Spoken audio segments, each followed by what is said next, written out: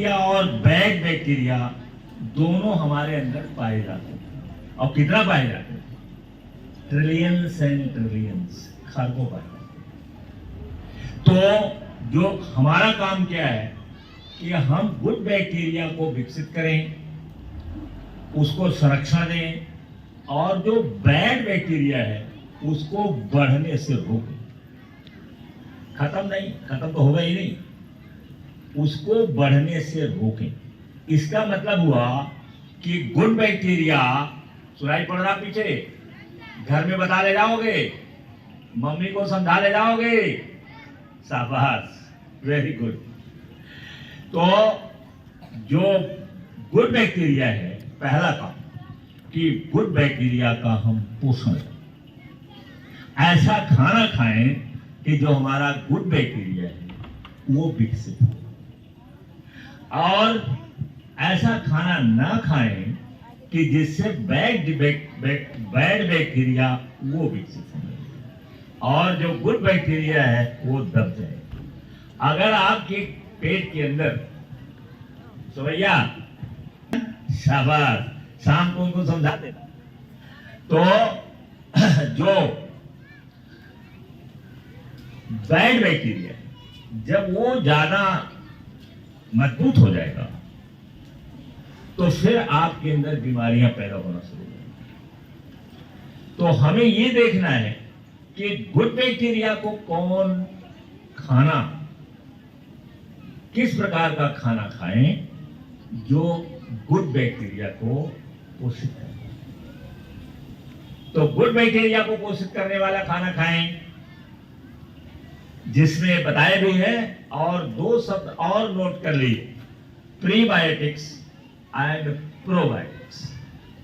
Prebiotics note करो, note कर लिया, नोट हो गया, आंचल नोट हो गया। प्री, PRE,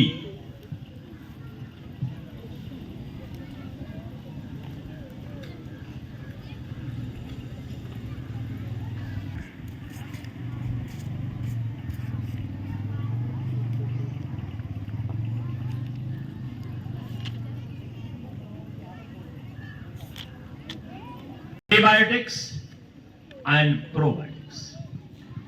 प्रीबायोटिक्स वो होता है जो खुद नहीं पचता है, लेकिन खाने को पचाने में सहायक होता है, वो प्रीबायोटिक्स होता है। जैसे पहले नंबर पर आता है केला।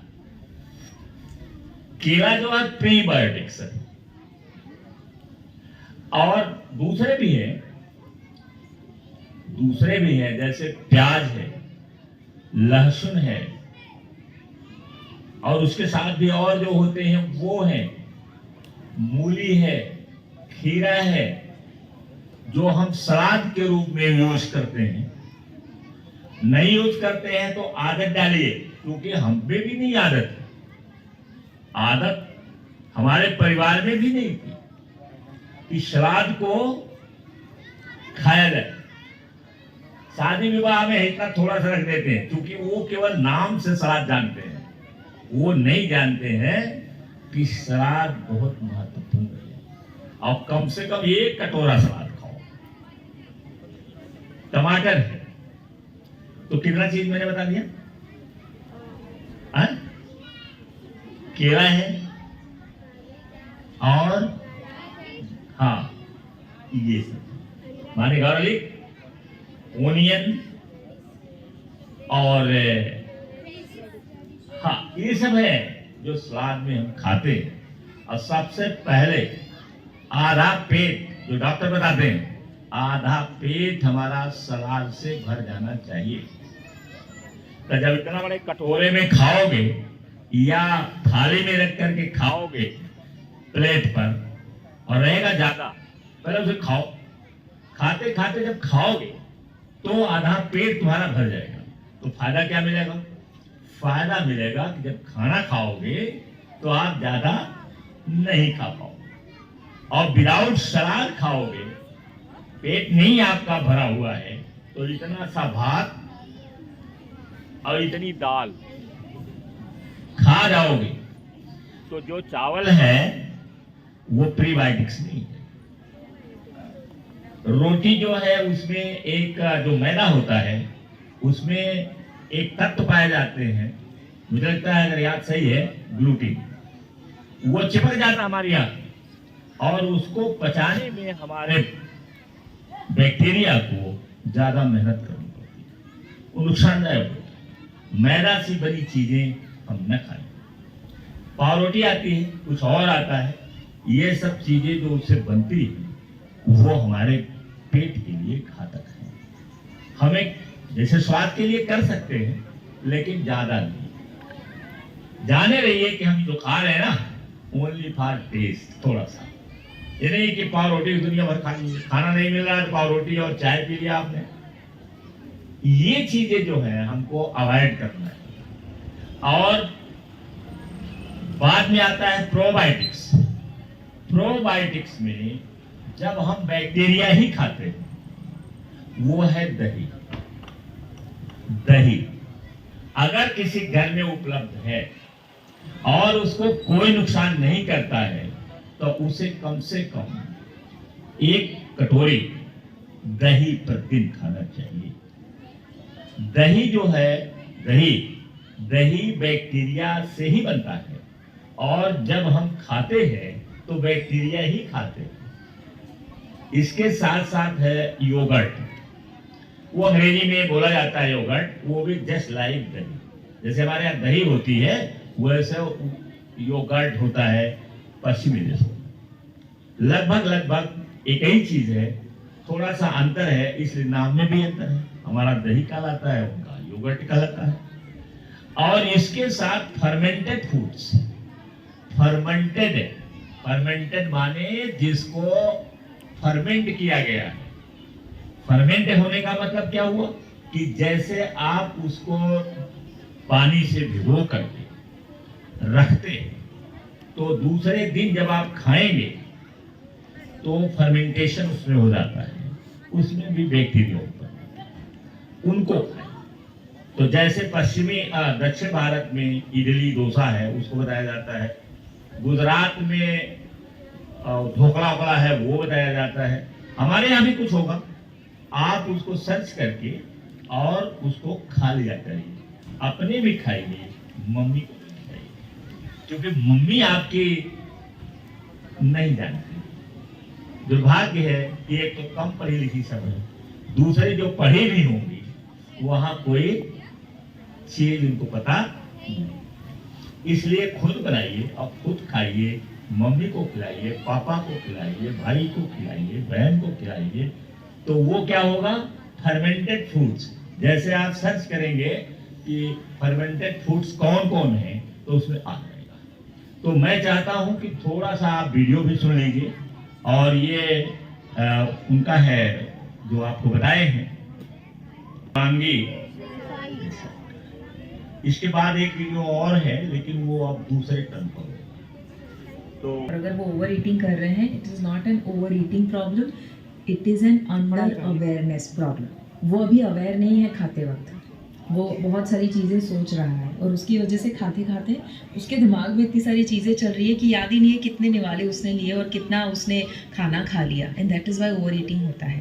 पर जब आप कॉन्शियस हो जाते हैं, व्हेन यू आर फोकस्ड, क्या खा रहे हैं, कितना एन्जॉय करके खा रहे हैं, चबा चबा कर, you will not over eat, right. So over eating से भी ज़रूरत से ज़्यादा आपका गट जो है वो लोड नहीं ले पाता है। दैट हम इंसान जो शरीर में ट्रिलियन हो ऐड इन योर डाइट। अगर आप अच्छी सेहत, अच्छी गट हेल्थ, गट की सेहत चाहते हो, सबसे पहला दैट इज़ फाइबर। अगर आपको कोई पूछे गट का बेस्ट फ्रेंड कौन है, दिमाग में आना चाहिए फाइबर। फाइबर इज़ गट का सबसे अच्छा दोस्त। फाइबर क्या होता है, फाइबर कार्ब का हिस्सा है, कार्बोहाइड्रेट का हिस्सा है। एक ऐसा हिस्सा जो खुद डाइजेस्ट तो नहीं होता बट वो डाइजेशन में बहुत सपोर्ट करता है। Okay, it is an indigestible part of carbohydrate. Fibre किस में होता है, फ्रूट्स एंड वेजिटेबल्स में होता है। Okay, the best thing for fibre is vegetable and fruit. फिर उसके बाद आता है lentils and pulses, nuts and seeds, जितने भी ग्रीन्स हैं सभी में फाइबर अच्छे से मिल जाएगा, तो वो ज़रूर ऐड कीजिए। आइडली 30-35 ग्राम जितना फाइबर एक इंसान को बहुत सारी चीज़ों के ऊपर डिपेंड करता है, बट एवरेज उतना लेना चाहिए 30-35 ग्राम। एंड ऑल्सो मैंने उसके ऊपर भी एक वीडियो बनाया हुआ है which is just on fibre, कि फाइबर खाने से कैसे आपका शरीर वज़न कम कर सकता है, ब्लड शुगर बैलेंस कर सकता है, गट हील हो सकता है, वो सब कुछ मैंने शेयर किया हुआ है। But I give you a disclaimer in this, अगर आपको बहुत ज़्यादा गट पुअर है और ऐसा कंडीशन है गट डिसऑर्डर का कि जो एक्सट्रीम है, एग्जाम्पल IBS है, इरिटेबल बाउल सिंड्रोम है, IBD है, अल्सरेटिव कोलाइटिस, क्रोन्स डिसीज़, इसमें से कुछ भी है तो आपको ज़रूर सलाह लेनी है डॉक्टर की। और फिर फाइबर को ऐड करना ना करना, कितना ऐड करना, that you have to decide, because सारे किस्म के फाइबर आपको सूट नहीं करेंगे। And that is why randomly मत लीजिए, हमेशा सलाह लीजिए कोई एक्सपर्ट की, और उनके साथ कंसल्ट करके ही आप डाइट में चेंजेस कीजिए। ऑलवेज रिमेंबर बायो इंडिविजुअलिटी या यूनिकनेस ऑफ द, एक इंसान का खाना दूसरे इंसान का पॉइजन भी हो सकता है, so we need to understand आपका बॉडी क्या है और उस हिसाब से आप उनको गाइड करें। ऑलराइट, हम जब पर्सनल कोचिंग लेते हैं क्लाइंट के साथ, मेरी पूरी एक टीम, एक्सपर्ट टीम जो है हेल्थ कोचेस की, when they take the sessions with the clients, तो उनको बस यही बात समझाते हैं कि आप अपने बॉडी को सुनिए। खुद का ही बॉडी समझाता है आपको कि यार कौन सा खाना आपको सूट कर रहा है, कौन सा खाना आपको सूट नहीं कर रहा है। So the same thing goes for fibre. Alright, दूसरा जो आता है दैट इज़, हमने फाइबर की बात करी, प्रीबायोटिक। प्रीबायोटिक मतलब जो गुड बैक्टीरिया आपके बॉडी में है उसका खाना इज़ प्रीबायोटिक। पर दूसरा जो है दैट इज़ प्रोबायोटिक ऐड करना। प्रोबायोटिक क्या है?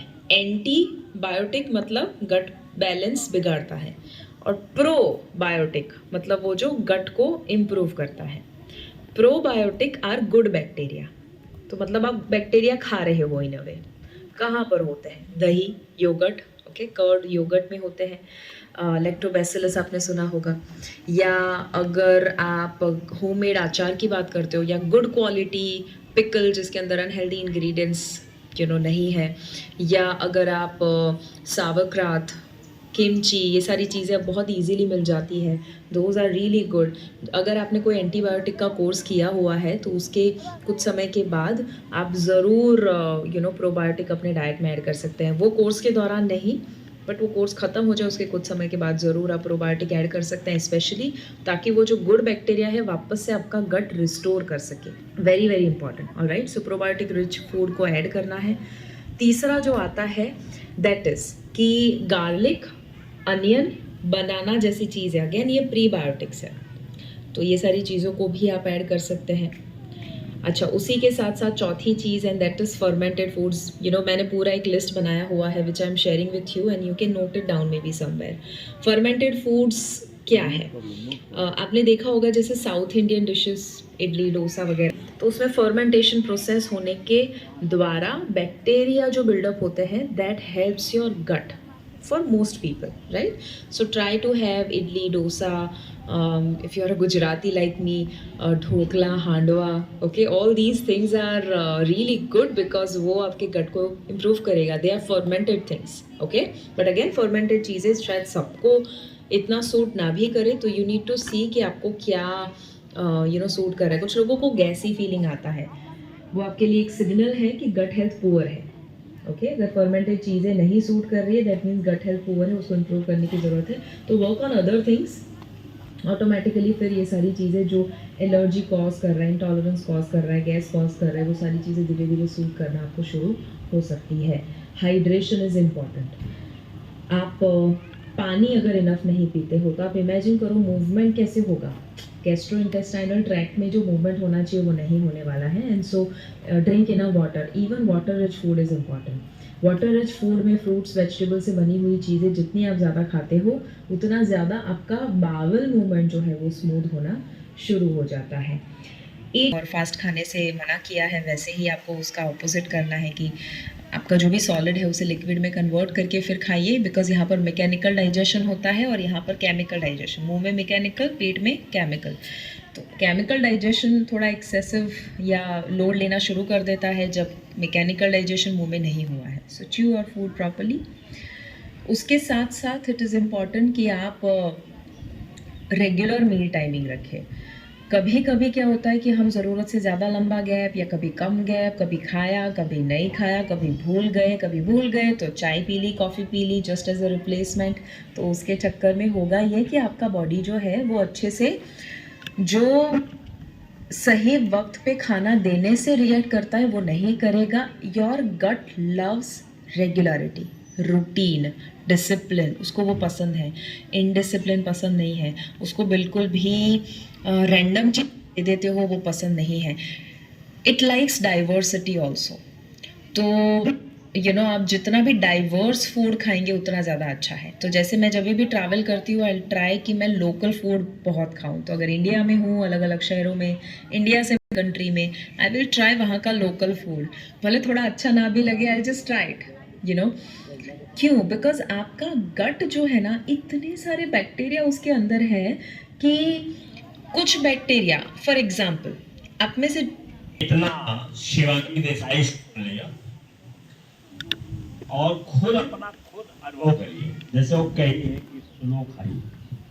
क्या होता है, आप तो स्कूल जाना है, जैसे हम इंटरमीडिएट पढ़ते थे, मैं 18 किलोमीटर 20 किलोमीटर खराब रास्ते से जाना रहता था इंद्रपुर में, और पता चला घर में कुछ खेती बाड़ी में काम भी हो रहा है। दौड़े दौड़े आए, दौड़े दौड़े नहाए, दौड़े दौड़े खाए, जल्दा जल्दा करके खा लिए। तो उससे क्या है कि हमारा जो गट हेल्थ है वो खराब हो जाता है। और हुआ भी मेरा तो हो ही गया।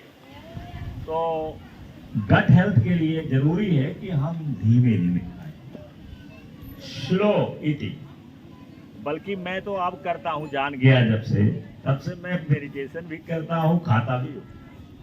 जैसे अगर मुझे डर भय नहीं है कि कोई मक्खी आ जाए, तो मक्खी से हम बहुत घृणा करते हैं, पंखा चलता रहता है या कुछ और चलता रहता है ताकि मक्खियाँ हमारे खाने पर ना आए।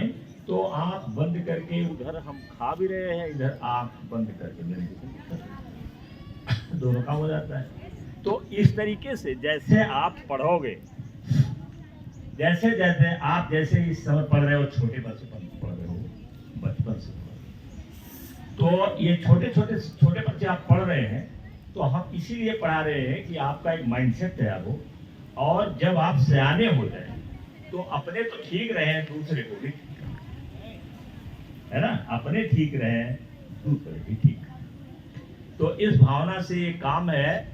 और मुझे लगता है कि most of the students it's learn, ज्यादातर बच्चे इसको पढ़ते सुनते हैं, और कुछ बच्चे हैं, ये स्वाभाविक है कि दिमाग हमारा इधर उधर भागता है, ये स्वाभाविक है, लेकिन इसको कंट्रोल भी तो करना है, ये भी तो जरूरी है। माइंड को कंट्रोल करो, और माइंड को कंट्रोल करने का एक जो सबसे बड़ा सहारा है, टूल है, यंत्र है, वो है मेडिटेशन। रोजाना मेडिटेशन करिए। घर में कोई करता है कि नहीं करता है, बगल में कोई करता है कि नहीं करता है, आपसे कोई मतलब नहीं, आप अपना करिए मेडिटेशन। और दिन में जब जब मौका मिले तब तक करिए। जैसे दिन में आप पढ़ने बैठते हैं तो पहले 5 मिनट का मेडिटेशन करो। तो ये जो चीज है, मेडिटेशन करते करते 20-22 साल, 15 साल, 10 साल लग सकते हैं, तब जाके इसको आप कंट्रोल करना शुरू करेंगे 100% तभी।